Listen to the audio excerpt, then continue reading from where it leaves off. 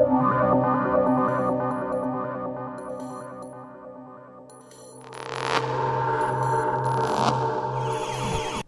الليلة آمن بأن الهندسة ليست مجرد بناء جدران، بل هي طموح جاء من تحت الصفر ولم ينتظر الفرص، بل صنعها ولم يلتفت للمستحيل، بل جعله واقعا ملموسا من خطواته الأولى التي كانت مفعمة بالأحلام إلى أن أصبح اليوم اسما يتردد في كثير من المحافل كمنارة لكل شاب عربي يمتاز بالنجاح والطموح، لكل شاب عربي يحاول أن يكون نموذجا لهذا العلم الذي يعني الكثير في مجال التشطيبات والديكور. معانا النهارده مهندس محمد فوزي. اهلا وسهلا بحضرتك. اهلا بحضرتك يا فندم، ازي حضرتك، عامل ايه؟ وشكرا على المقدمه التحفه دي والله. طبعا حضرتك فعلا نموذج بيحتذي بيه شباب كتير في مجال التشطيبات والديكور، وعامه بشكل كبير كان قصه نجاح وكفاح. يعني قدرت ان انت تصنعها وتصنع لنفسك خط مختلف وخط مميز. بدأت من الصفر وقدرت ان انت توصل للقمة ومنصة سوبر ستار العرب، ودي من الصعب ان حد يوصل لها بسهولة، نظرا لان هي بتختار دايما الشخصيات والنماذج الناجحة المفعمة بالجهد والتعب في المجتمع بشكل كبير. رحلتك كانت طويلة جدا، ازاي وضعت حجر الاساس فيها؟ والله والحمد لله قبل اي حاجه ان الواحد قدر يوصل لمكان زي ده، ده بتوفيق ربنا قبل اي حاجه. وقدرات ربنا هو اللي حطها في الشخص او في البني ادم، يعني عشان هو يقدر يبقى في مكان زي ده او ان هو يعمل كده. فدي حاجه ربنا استخدمني فيها، ويا رب ان انا اكون قدها واقدر اكمل فيها يعني ان شاء الله. هو انا فعلا بدأت من الصفر، يمكن ما كانش في صفر كمان. بدأت من تحت خالص. كان في خطوات مهمة جدا انا مشيتها عشان اوصل للمكان ده. الموضوع اخد وقت ومجهود وتفكير وتركيز وحاجات كتير جدا شفتها وتعرضت لها يعني، لحد الحمد لله يعني ان انا اخر حاجه وصلت لها جايزه زي دي في مكان زي ده مع ناس زي دي، فكانت حاجه كبيره جدا بالنسبه لي، ويمكن كانت مكافاه من ربنا على المشوار اللي الواحد عمله يعني. حابين الناس اللي ما تعرفش ازاي بدأت، وان انت كنموذج لشاب ناجح قدر ان هو يعني يثبت نفسه بالشكل الكبير ويكون نموذج ناجح. عرفنا اكتر عن جوانب بدأت بيها في حياتك، وازاي انت قدرت تتحدى الصعاب وقدرت ان انت تكون شخصية ايجابية ونموذج ناجح. اكيد طبعا قابلتك عثرات كتير في حياتك، ازاي قدرت تتغلب عليها، وكانت ايه نقطة الانطلاق في حياتك اللي انت بديت بيها؟ هو مبدئيا البدايه يعني، او ان ازاي انا بدأت انطلق، او ازاي انا بدأت اطلع بالشكل ده او اظهر بالشكل ده. الكواليس دايما ما حدش يعرف عنها حاجه، يعني الكواليس، الحاجات اللي كانت بتحصل في الكواليس دي ما كانش حد يعرف عنها حاجه. اللي باين او اللي ظاهر هو اللي يمكن اللي اتعرف او اللي اتشاف، لكن انا قبل كده يعني قبل الظهور ده وقبل ما اوصل للمكان ده وقبل ما ابقى ظاهر بالشكل ده، لا فعلا انا تعرضت لحاجات كتير جدا. انا اشتغلت في المجال بتاعي ده قبل كده، كنت بشتغل حاجات تانية. بس في فترة معينة بدأت ان انا اخش مجال المعمار وان انا اشتغل في المعمار. كان بجانب الدراسة، يعني انا كنت بدرس وكنت بشتغل في نفس الوقت وهو عشان انا حابب كده، يعني ما هو ما كانش فرض عليا. انا شخصيتي طول عمري ان انا بحب الشغل من وانا طفل صغير. بدأت في سن كام اول عمل ليك؟ يعني ممكن مثلا حوالي 9 سنين. ياه. وكان ده يعني ايه، كان غصبا عن والدي، يعني هو ما كانش حابب ان انا اشتغل، كان حابب ان انا لا اركز في بتاع الدراسه يعني والتعليم وكده، بس انا كنت حابب ان انا اشتغل، والموضوع تم بالاتفاق ان انا اشتغل في اوقات الاجازه.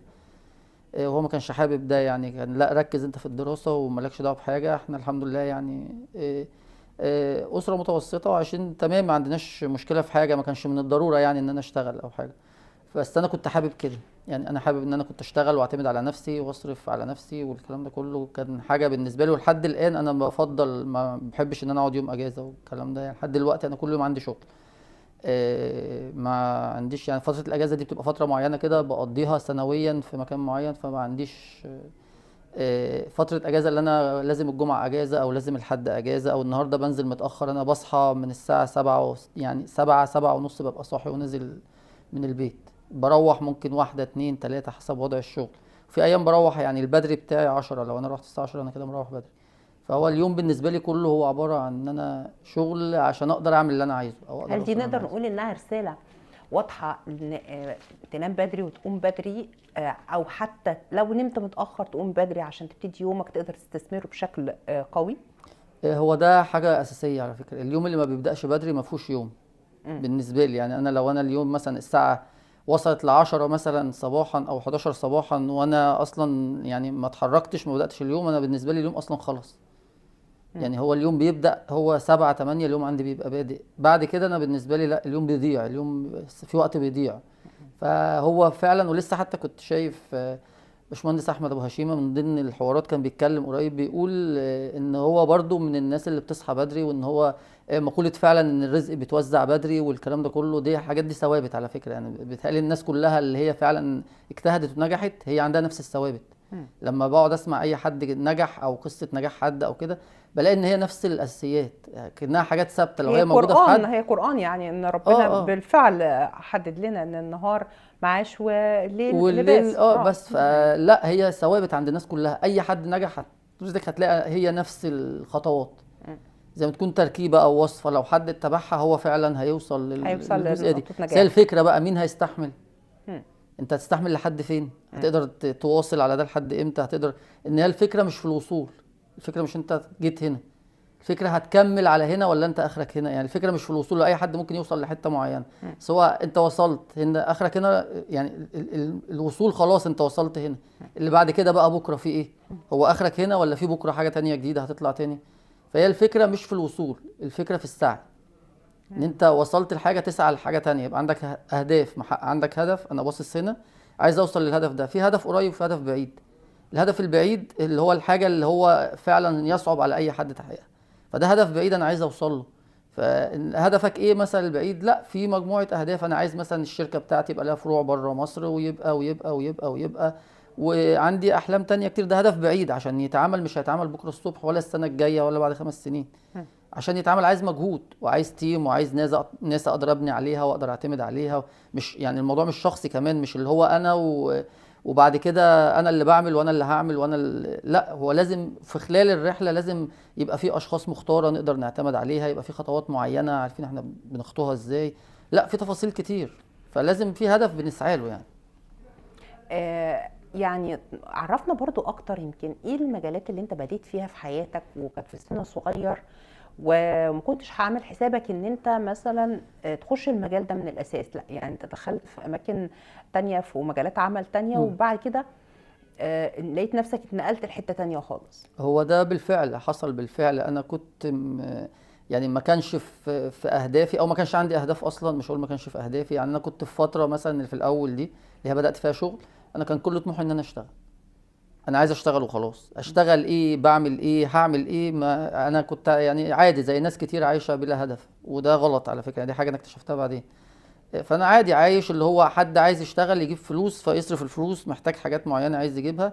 وممكن بقى ايه، عندي عزة نفس شويه ان انا اروح اطلب بقى ايه مثلا من والدي او اروح اطلب من والدتي. لا، انا حابب ان انا اعتمد على نفسي، مش عايز اروح اطلب منهم حاجه. حتى لو للدراسه، لو لبس هجيبه، لو اي حاجه، لا انا عايز اعتمد على نفسي، عايز اشتغل. فاللي هو كان الشغل بلا هدف، شغل للشغل يعني. شغل عشان اشتغل النهارده فاجيب فلوس فاصرف الفلوس، مش بشتغل عشان امتهن مهنة معينة، او مش بشتغل عشان اعمل حاجة معينة. فكان الشغل بالنسبة لي في مرحلة معينة كان الشغل الهدف، الشغل ان انا عايز اشتغل واجيب فلوس والكلام ده كله. وانا نفسيا مش حابب اقعد في بيت. يعني مش بقى اللي هو لا، انا عايز انزل كل يوم الصبح بعمل حاجة ايا كان الحاجة اللي. فاشتغلت حاجات كتير ملهاش علاقة بمجال المعمار اصلا، ولا بالهندسة، ولا بالتشطيبات، ولا كان في دماغي اصلا. انا كان من اهدافي ان انا اطلع ضابط. مم. يعني انا كنت حابب ان انا اطلع ضابط. وكان حتى في العيله عندنا ووالدتي والكلام ده كله كانوا بيقولوا لي مثلا لا انت هتطلع ضابط وكده، اللي هي البدايات بقى، اللي عايز ابنه يطلع ضابط واللي عايز ابنه يطلع طيار وانت هتطلع ودكتور دكتوره وكده. والكلام ده كله. مم. فانت هم كانوا عايزينك تطلع ضابط. فكان هو في مخيلتي ان انا شرطه اطلع ضابط يعني. بس ما كنتش عامل اعداد لده، مش هدف يعني. بس هو ايه هو العقل الباطن خلاص هم بيقول لك ظابط فانت ظابط، فبدات انتهج النهج ده ان انا هطلع ظابط. بس ما كانش فيه هدف، كنت شغال بوزع الشغل يعني لحد مواضيع معينه. اشتغلت بقى ايه، لا اشتغلت في محلات، اشتغلت محلات بقى من ضمنها تدرجت مثلا في مهن كتير. سواء مبيعات، مم. سواء كنت بنظف، وكنت عملت كل حاجه يعني. والحاجات دي انا مش بتكسف منها. مم. كنت شغال، كنت بروح بنظف وبمسح وبعمل وبخلي وبسوي اي شغل كان بيجي لي كنت بشتغله. المهم ان انا ما اقعدش مم. في شغل، طالما شغله حلال فما عنديش مشكله، فكنت بشتغل. كانت في وقت مثلا حسيت فيها ان الابواب بقت مغلقة في وشك في لحظة؟ مرت عليك ازاي اللحظات دي؟ وهل شعرت فيها بالاستسلام؟ ايه اللحظات دي كانت بتمر عليك ازاي؟ هو كان الموضوع ده ممكن مر عليا في البدايات، في بدايات لما بدات افتح مكتب. يعني لما فتحت مكتب دي كانت قصة برضو، ازاي انا فتحت مكتب اصلا. يعني انا الاول شاركت حد وقعدت تقريبا 3 شهور ما اشتغلناش خالص، ما جالناش شغل، فقفلنا ورحت اشتغلت زي ما كنت شغال. كنت باخد بنود بس، ما كنتش باخد شغل تشطيبات متكامل او باخد مواقع. فباخد 3 4 بنود اخلصهم وكده، بناء على قاعدة العملاء اللي كانت عندي. ان انا في الفترة الاخيرة اشتغلت في المعمار، فبدأت ان انا اخش كل البنود بتاعة المعمار واشتغل فيها كفني او كصبي او كمساعد على حسب ما كان بيتقال اياميها.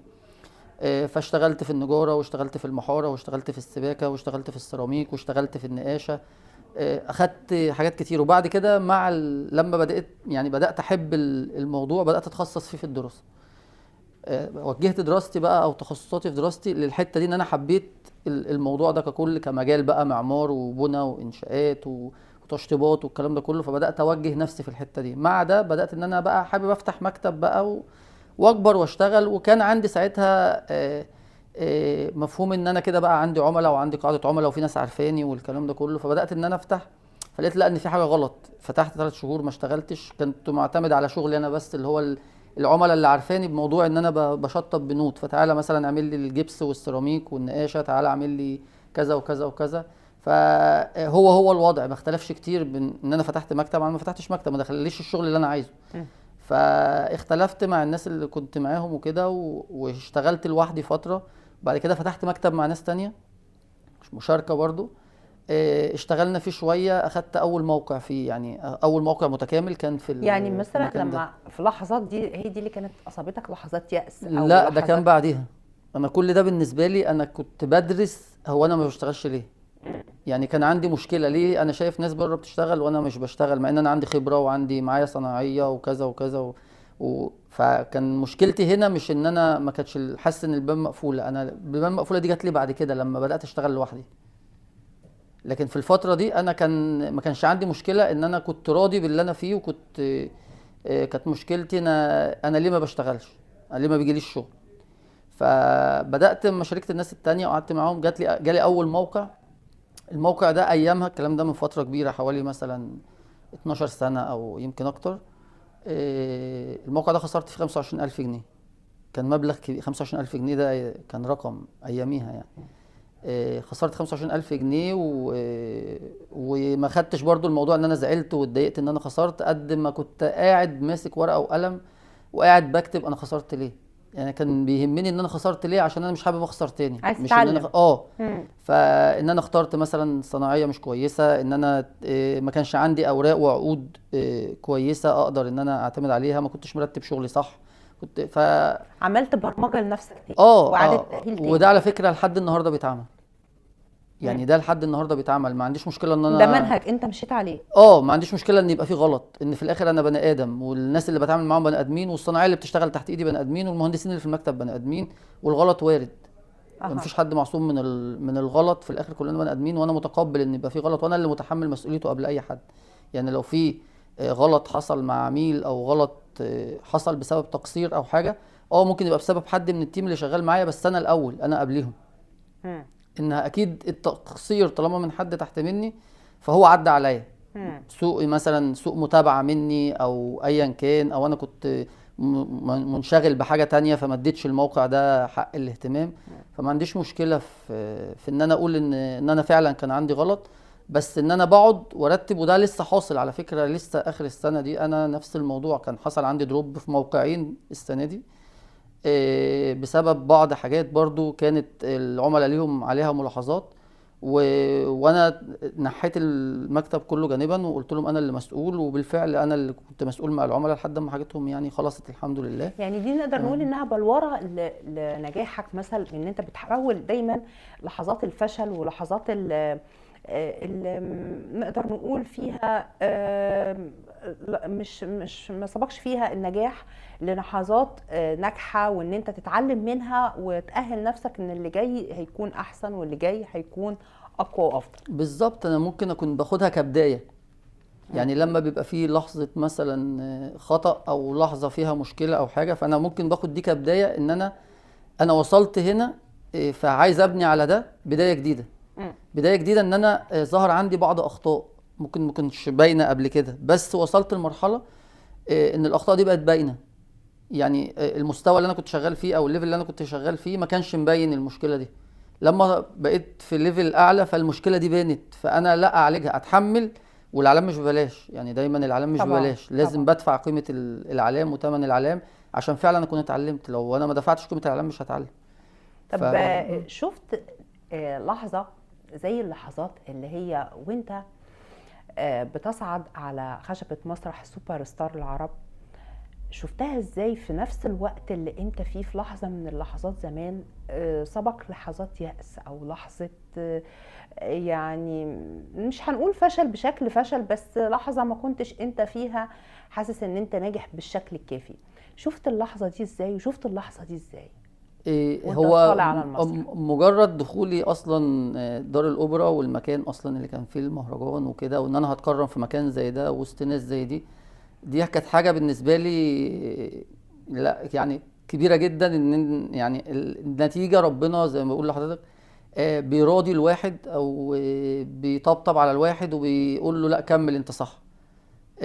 حتى لو في زي ما بقول لحضرتك اخطاء، ان انا كنت الفترة دي مضغوط جدا، ان انا اكتر حاجة بتضايقني ان انا بطلع مثلا لو انا دخلت عند عميل وحصلت حاجة ببقى متضايق جدا. الدنيا بالنسبة لي دي بتبقى يعني حاجة صعبة، ما بحبش الموضوع ده خالص. فالفترة دي اللي انا جالي فيها التكريم والمهرجان، انا كان بقول لحضرتك في مشكلة مع حد من العملاء، وكان في شوية حاجات في الفينش وكده، وفي حتة بقى سوء فهم ما بيني وما بين العميل، والموضوع اتحل الحمد لله. في نفس الوقت جالي التكريم، اختيار فحسيت ان زي ما يكون بقى ايه، يعني ربنا عالم باللي الواحد فيه، وان هو لا كمل وانت صح وما ترجعش ورا والكلام ده كله. فكانت رسالة كبيرة او قوية من اللي حواليا ومن ربنا، ان انت يعني زي ما يكون كده ايه حقنة باور، يعني لا كمل تاني، لسه في جاي احسن ان شاء الله. قبلها كنت اخد برضو كنت بعمل دراسة كده في حاجة معينة، وكنت الحمد لله خلصت الدراسة وخدت الكارنيه وخدت شهادة مزاولة المهنة وكده، ان انا ابقى مستشار تحكيم دولي متخصص في النزاعات الهندسية. ودي حاجة برضو قوية جدا، واخد منها يعني اخد اعتماد من اليونسكو، حاجة قوية يعني شهادة قوية. فالحمد لله كانت من ضمن الاتنين جولي في وقت واحد، فاللي هو يعني نقدر نقول ان ربنا كان بيطبطب على قلبك في لحظات، فربنا عالم بالواحد. فكانت حاجة كويسة جدا بالنسبة لي ان انا اوصل لمرحلة زي دي او اوصل لمكان زي ده بعد الرحلة الطويلة اللي الواحد مشاها يعني.